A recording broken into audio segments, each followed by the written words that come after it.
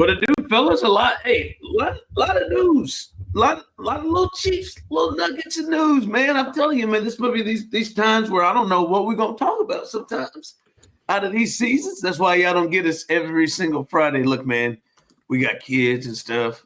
We got to eat.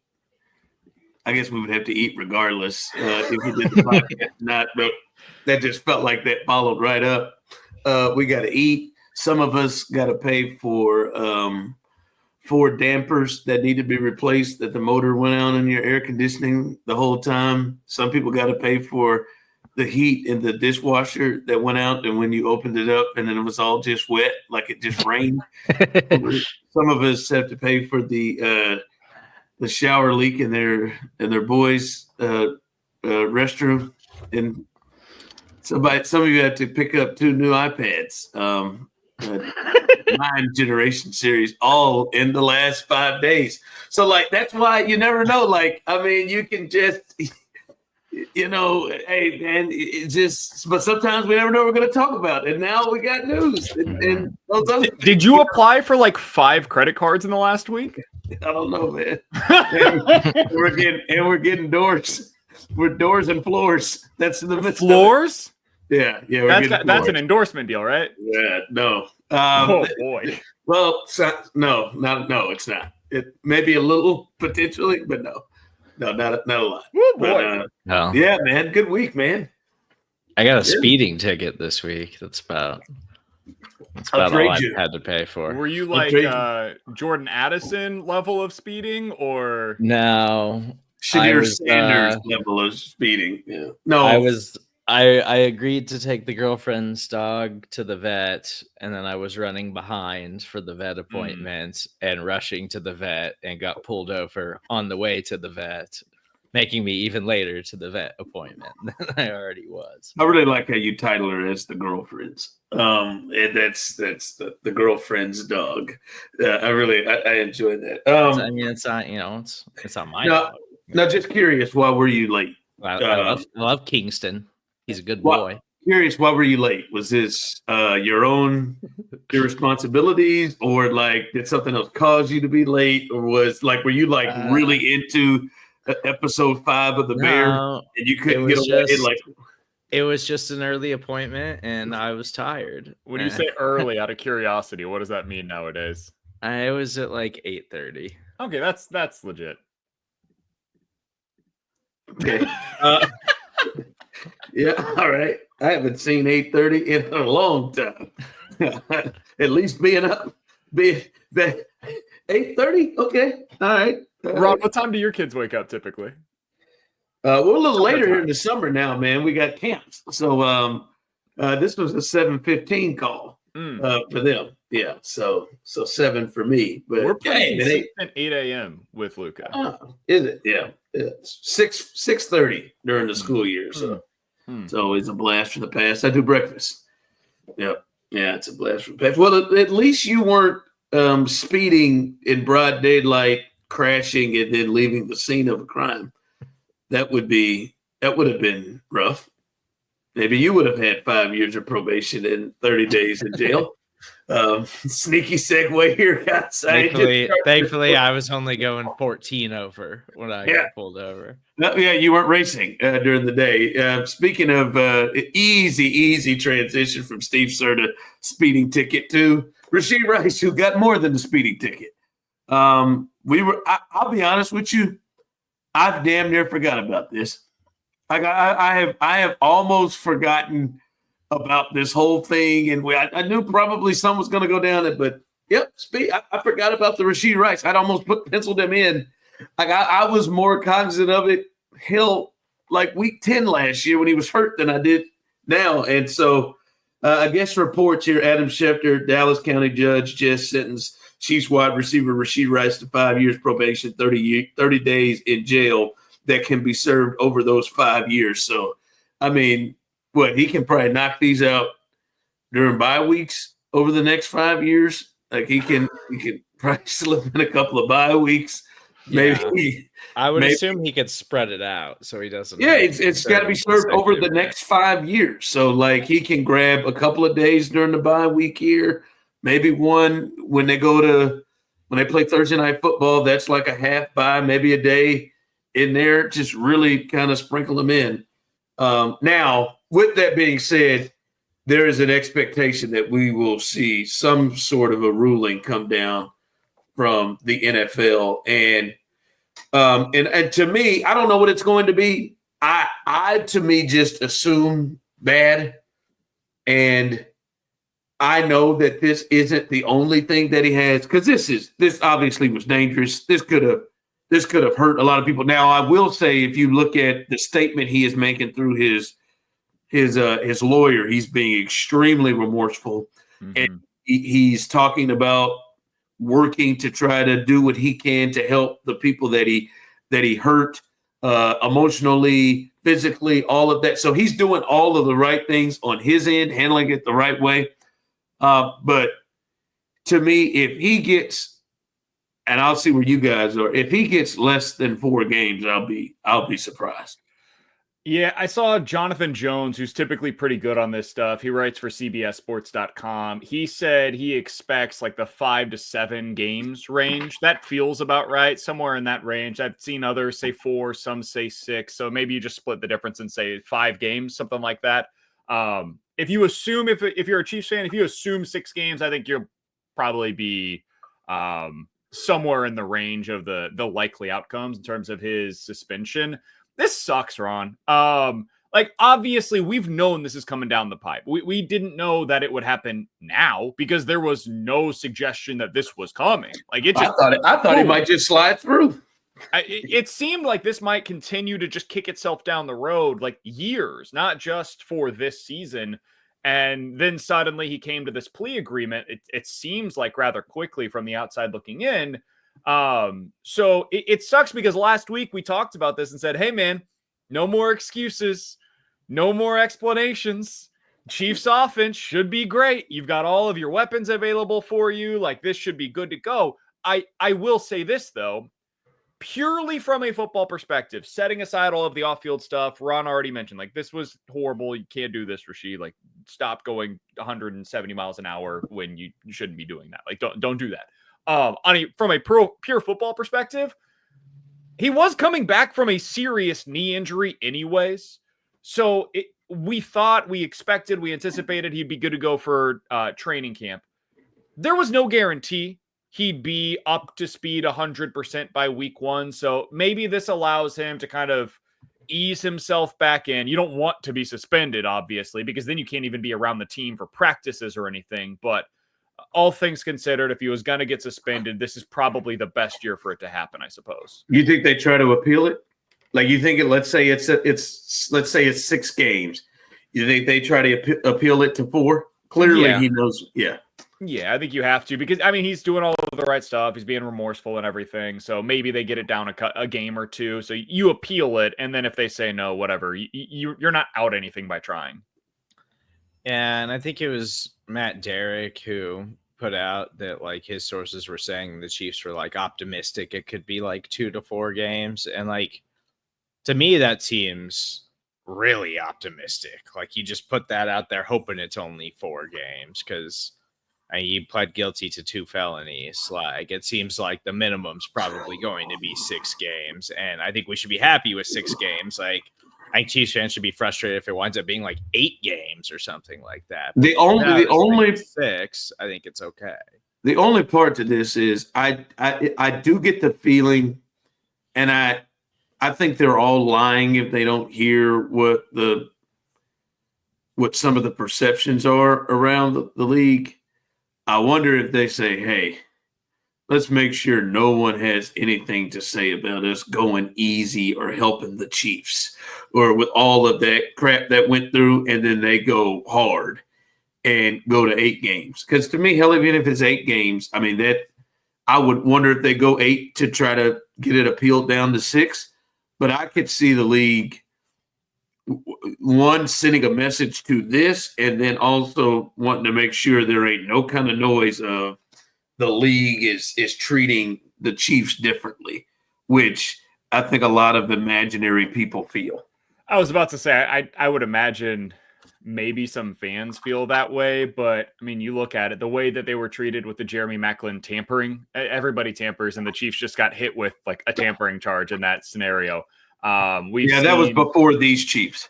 That was before the narrative of the officials in the league are in it for the Chiefs. Yeah, I mean, last year we saw this with Charles Omenihu, right? Like he was suspended as well. So I don't think they've necessarily been light on Chiefs players. I don't think they have either.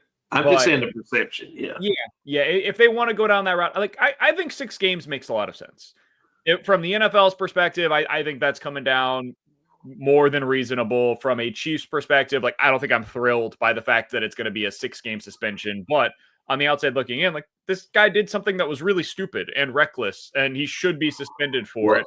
And he pleaded guilty. So, and it's not just that thing too. There's the nightclub thing too, where he lured the guy in. Like maybe they don't suspend him specifically just for that, but that also it was just he had multiple really, really stupid things that put the NFL and the Chiefs in a bad light.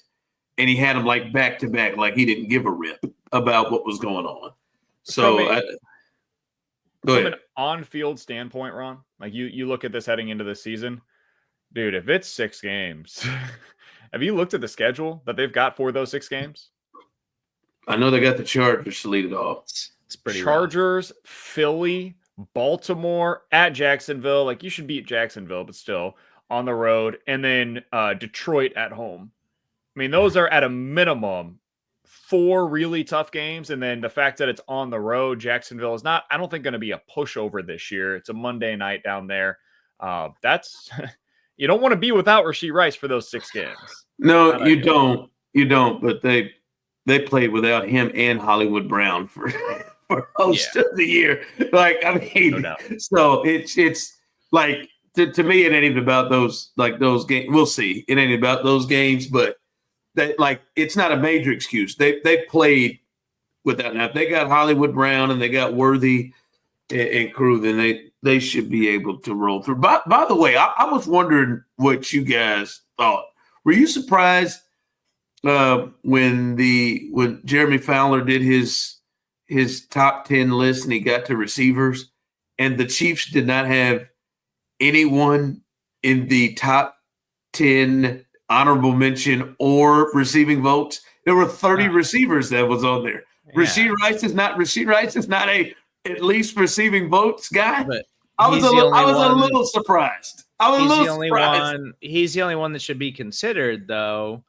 And he would have probably been in the top 10 if he would have played all of last season, but he got hurt. So I get that, but he went from when you start looking at the receiving votes category, I'm like, damn. Like that, like there's some young cats that like, damn, not even receiving a vote. So I do think it's interesting that like Ladd McConkey, Jackson Smith and Jigba, Jameson Williams, those guys, I think it's a little bit of a stretch for them to be ranked ahead of a guy like Rashee Rice. I think this comes down to like, he didn't play last year for the most part, out of sight, out of mind, and people just like maybe forgot to put him on the list or didn't even think about him as putting him on the list. Most of these other guys like Devontae Smith, Chris Godwin, Calvin Ridley, Jalen Waddle, Cortland Sutton. All right. Devontae Adams, T. Higgins, DK Metcalf, Brian Thomas Jr. All right, yes. Like those guys are creme de la creme. Totally get it. I think some of these were just, hey, I think Ladd McConkey's going to be a stud. I'm going to get in while the getting's good early on. And so they're kind of projecting. My guess is most of these guys came in at number 10 would be my assumption. Like, I'm not going to lie to you. I thought there was an outside chance Xavier Worthy might be in the receiving vote category. And like to think that's like, wild. wow. That would be wild if anybody did that. Well, maybe, but I mean, they got some. I don't know, man. They got some cats down there where it's like, okay. Like I don't know off the top of my head what Jameson Williams' numbers were last year, but I don't know. To see that Rashee, I expected to see him in the receiving votes, especially when I counted up that it was like 30 receivers there. Yep. In total, that was just a lot of good receivers in football right now. I know it. That would be my deep group. Now, I'm not going to say he's not. I know he waltzed out of the season in week 4 leading the league in receiving yards. But damn it, that's got to get past Jackson Smith and Jigba. To me, it's less about him getting snubbed and more about whoever you pulled and they had Jackson Smith and Jigba as a top 10 receiver in the NFL. Maybe don't pull them next year. Whoever had Ladd McConkey as a top 10 receiver, like maybe just don't include them in the voting again next year either. All right, the big news, we talked about this last week. Would it happen? We all felt like it would happen because it just didn't make sense. And of course, they went down to the damn wire. But the Chiefs did make the move to sign Trey Smith to a long-term deal. And it was a deal. It was 4 years, $94 million, 70 of it guaranteed, 46.75 guaranteed at the signing, 23.5 per year, what it brings out to. That makes him not only the highest paid interior lineman by far, but it makes him the 6th highest paid offensive lineman, including tackles, in all of football. So Trey Smith got that deal. I am really, because I got some thoughts, all right, but I don't have to be selfish. I got some thoughts. I know no one's really surprised that the deal got done, but he's clearly the number one and highest paid interior lineman in the game that we've ever seen before. He got more guaranteed money than Sauce Gardner, who then later on in the day signed as the highest paid cornerback in football. He got as a guard more guaranteed money than Sauce Gardner, which kind of blew me away. Your thoughts on what ultimately the Chiefs did in signing Trey Smith? So when I first saw the contract and I saw the guarantee, I was like, okay, let's see how much of this is real guarantees versus how much of this is the agent saying, hey, these are the guarantees, and then we'll wait to see what's real and what's not. And then they came out with the contract's details, and I was like, oh, no, like, this is a real deal 3-year contract. Like, there's very few ways for the Chiefs to get out of this thing before that 4th season. And if they did, it would be 3 years and $70 million. Like, it is a legit contract for Trey Smith. They also didn't do this the way that they a lot of the times do, Ron, where they just kind of zero out the base salary this season. They give him like $1 million in base salary, give him a big signing bonus, prorate that, and then have just these bloated cap hits over the next few years. No, they gave him $10 million in legit base salary this year. So the cap hit is still $14 million. It's very anti-Chiefs in so many different ways. They typically do not break the bank. They don't like resetting the market at any position. The only times that they've really done that were for Patrick Mahomes, who was just like a totally different contract than anything we've seen in football history, much less quarterback history. And it allowed for a ton of flexibility for the Chiefs. They're still benefiting from that deal. And then Chris Jones. That's kind of it, man. They have not really done this for anybody else during this Andy Reid era. And now you can add Trey Smith to that list because of this contract. So I was surprised by how much they bent. I mean, this is very Trey Smith friendly. He got everything he wanted. He's getting a 4-year deal instead of 5, which lacks flexibility a little bit for the Chiefs. He got $70 million in what is, I mean, more or less fully guaranteed money. I was really surprised by the structure of the deal, the player friendliness of this deal. And it speaks to him saying, yo, you guys have zero leverage here. You traded your other guard that you could have had. You kept me on this franchise tag. You need me. You have signaled to everybody that I will be here long term. And here's what I'm going to get to be here long term. And it sure looks like he basically told them, this is what I'm getting. And they said, okay, we'll bend to you. That doesn't happen very often. Good for Trey Smith. Yeah, and I think it is. I think it's encouraging for like this wave of young players that the Chiefs have drafted and developed over the last few years that, okay, now they're making the big decisions on the guys that are the cornerstone players of the future of this team. And so, yeah, you're getting young, but it also like sets a precedent in the locker room that like, yes, we're not just going to keep like drafting, developing, and then moving on and trying to keep doing that over and over again. Like inevitably you want to keep the guys that you draft and develop. And they had let a lot of guys walk in recent years outside of just the core guys. And so now I think it's encouraging that they believe in this young group of players enough to invest heavily into them. And so like the Trey Smith deal too, it's what we all expected all along. Like it's a cost of doing business with these offensive linemen now. There's just not enough good ones across the entire NFL. So the entire offensive line market is just booming right now. But like we're seeing, I mean, TJ Watt hit $40 million per year today as a pass rusher. So like all of these contracts are going insane right now. But I think what the Chiefs did with Trey Smith is what they had to do because that's what he was going to get on the open market from any other team in the league. So two things for me with the deal. One is a personal thing. Two of them are personal, but one is a real personal thing. One, I am just going to have to readjust what positions are important to me. I have never in life wanted to have the highest paid guard on my football team. In fact, I feel like those were we can work around positions. I used to always think, the reason why the Chiefs can't seem to get over the hump because their best players were tight ends and a guard. And Will Shields, who is a Hall of Famer, Tony Gonzalez is a Hall of Famer. But your best players were never the quarterback. And you never had great quarterbacks or great receivers or, you had a great guard.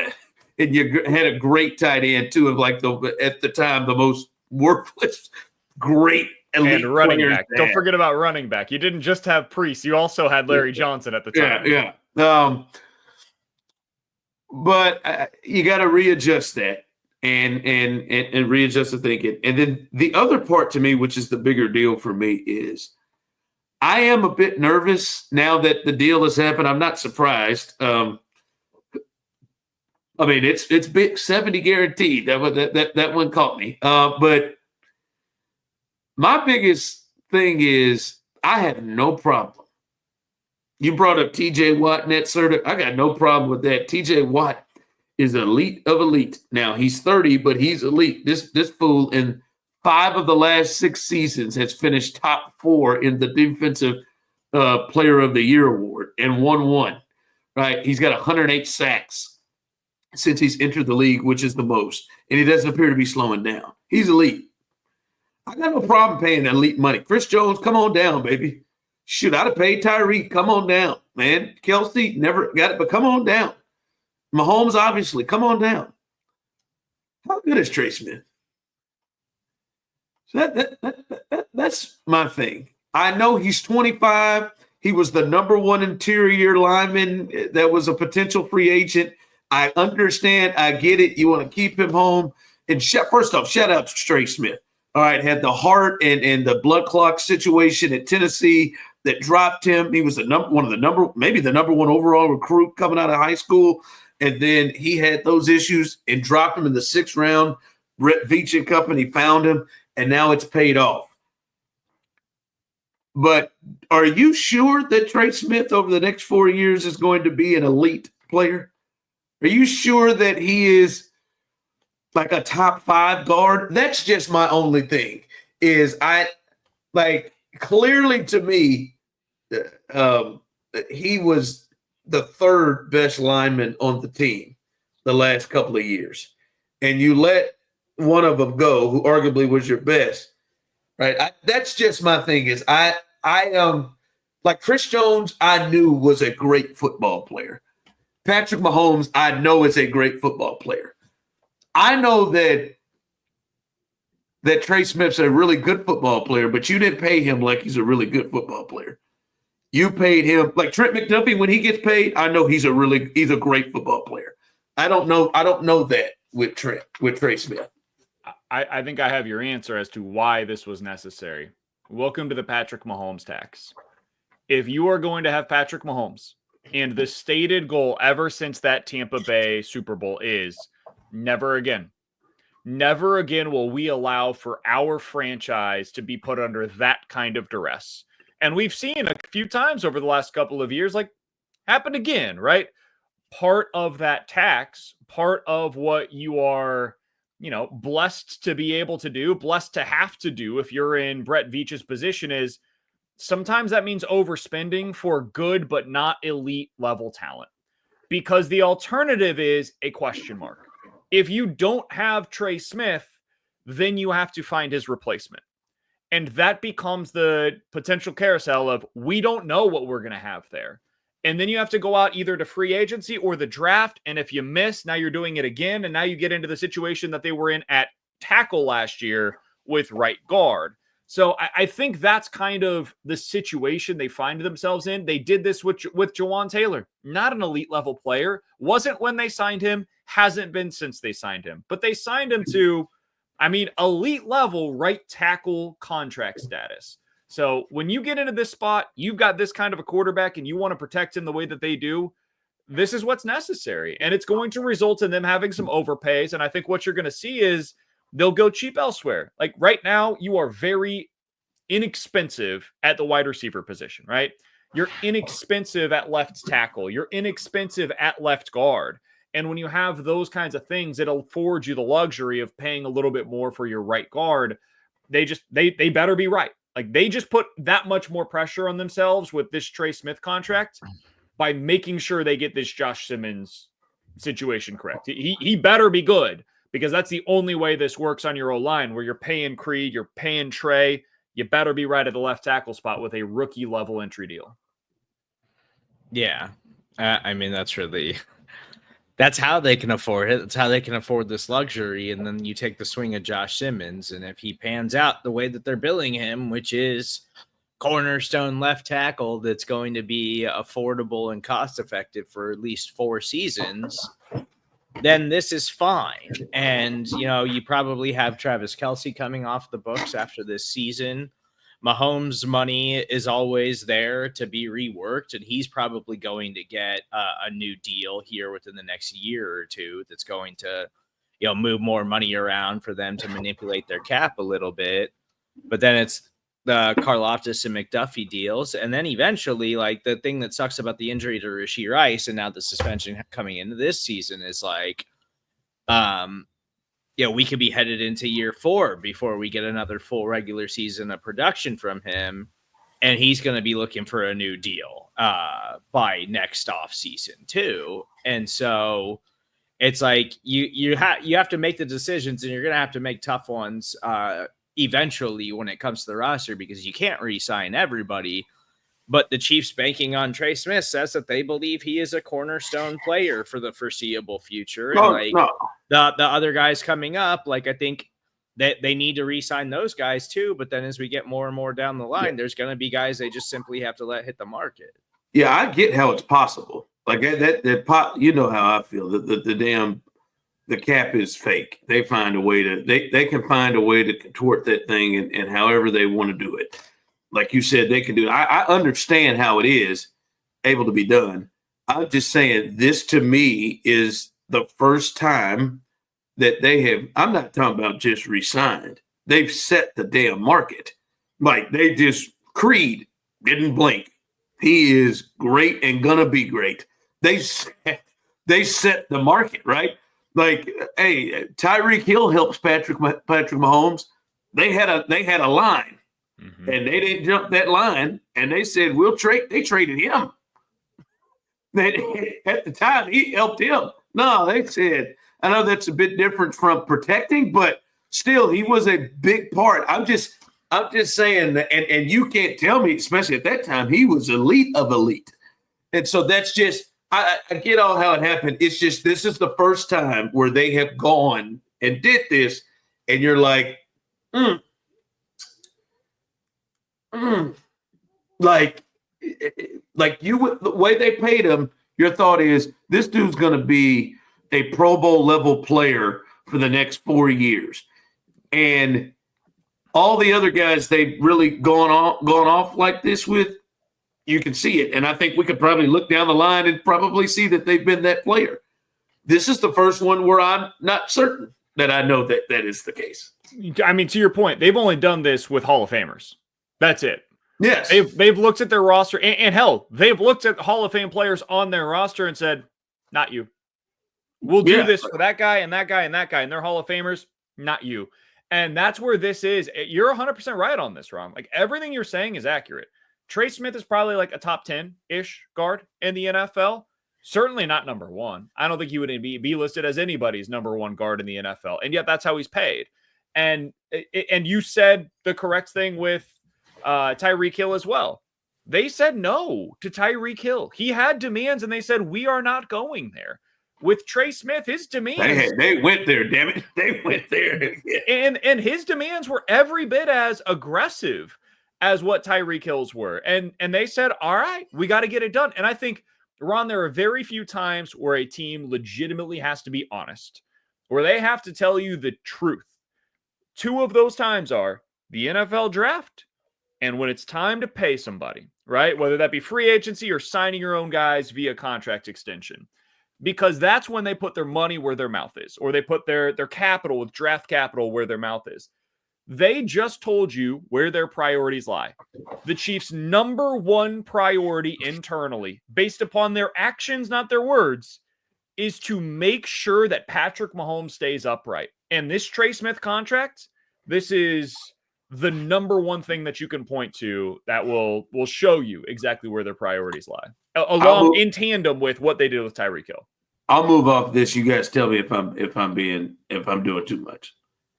I feel like Trey Smith is, in his position and how he plays, to me the equivalent level of Orlando Brown and Eric Fisher. Like I like if like where they were within and the type of tackles they were, they went to Pro Bowls, I think, but you never ever thought like, hey man, we got a knockdown tackle over there, right? They told Orlando to go to hell too, by the way. And that's what I mean. I feel like he's more at that level than we're dealing with Trent Williams or Quentin Nelson. I agreed on that. The one difference I would have, especially with Fish, is Trey Smith is an elite run blocker. He's a tone setter on the offensive line, whereas Fisher was just like pretty good at everything. Orlando Brown, you could argue, is a borderline, if not elite level run blocker at left tackle, because a lot of those guys are just known for their pass blocking. So maybe you could go there. But with Trey, I think one of the things that they would argue is, hey, tone setter on the offensive line, leader inside of the room, absolutely beloved by the coaching staff and the players. And maybe most importantly, really, really young. Still only 25 years old. And I think that plays a part in this as well. Before we get out, as we're looking here, the Chiefs just signed Trey Smith to a big deal. They've got some other guys. Obviously, we remember this was a fantastic draft class over that couple year period that they had there. And Ricky Scoops came on out with this one. Said, "White boy summer for edge rushers continues." George Karlaftis, the Chiefs are closing on a new deal with George. Expect it to be done during camp, but there is serious momentum towards getting an extension done. George has been a quality player. Like this to me, I'm good with this because I have in my mind a number. I just saw what TJ Watt just got today. We know Michael Parsons probably going to jump that. We saw what I got a feeling like this feels like this is going to be an affordable contract, and that in like whatever it is in about 2 years, he may be at 10 to 15 range in terms of highest paid edge rushers. I think that might be where he ranks now. Cool. Cool. I just feel like this ain't gonna be no huge money deal. Like no huge. Like it'll look that way, but I mean, I don't think it'll be a like killer. I'm glad you said it that way because it's going to look big. Like I think the comparison, at least from my perspective, who knows what they're going to be pointing to. From my perspective, I think the comparison is Gregory Rousseau, the defensive end for the Buffalo Bills. You got a 4-year deal, $80 million. And of that $80 million, about 50 of it was guaranteed. So I think that's probably kind of similar to what you're looking at. If you just look at their production from their first 3 seasons, it's pretty similar. Karlaftis has been slightly more productive. So maybe you're talking about $21-22 million instead of the 20, and you go like a little above where Gregory Rousseau was. But I think that's probably the range you're looking in, that 20 to 23-ish million dollars per year. And then you get into the what's guaranteed, what's not. $50 to $55 million feels about right in that range. Yep. And you know, Russo's the 12th or 13th highest paid edge rusher in the game right now. And you want to put him up between that, make him outside the top 10. And that's workable, especially with the cap going up every year. That makes sense. And to me, I think this is more or less what you were talking about, Serda. You play well, they draft you, they develop you, they want to sign you. Now, you know, they ain't been paying Trey Smith the damn thing. They've been getting away with a 6th-round draft pick money for years now, so they've got away with that. But like this right, like Trent McDuffie, that's going to be a big stick, right? That one's whenever that comes about, that one's going to be a big hit. This one should be an affordable, solid hit right here, and he's good. He's a good player, like and especially a good compliment. And you said this about Trey Smith. I do think this is smart to get out from it right now because I think there's probably another level to George that we have not seen yet that he potentially could really get paid even more if you wait. Like, I do think he is probably going to outperform his contract because he's just gotten better and better and better. Yeah. I think that's exactly what it is. I think like $20 million a year for George is basically like, that's like fair money on a pass rusher contract, like a mid-tier guy. And maybe there is still another level that George could take this thing to. But I think in this particular situation, it serves the Chiefs best to try to get that figured out early and get that money on the books. Whereas like McDuffie, I would prefer that they get that thing done too. But after the way these corners have gotten paid this offseason, with Sauce Gardner just signing a massive deal, J.C. Horn getting a massive deal, like the Broncos signed Pat Surtain Jr. early, and now all of a sudden he looks like a steal at what he's making on a yearly basis compared to what some of these other cornerback contracts look like. So McDuffie's going to want to get paid like that. And if he winds up not getting a long-term deal done or figured out like ahead of this season, he can play this season knowing that like, hey, if he goes out, has another all-pro year and continues to show that he's like one of the most elite, versatile cornerbacks in the NFL, he's going to make a case to be like, what, if you move me inside or outside, I don't care, but I need to be paid like I'm one of the top 3 best cornerbacks in all of football. I don't think he's signing that dotted line unless he gets $30 million APY. I don't see any reason for Trent McDuffie to sign right now, unless they say, hey, we'll get you up there with the top players in the league right now, which is Ahmad Gardner, Sauce Gardner, and Derek Stingley Jr. That's it.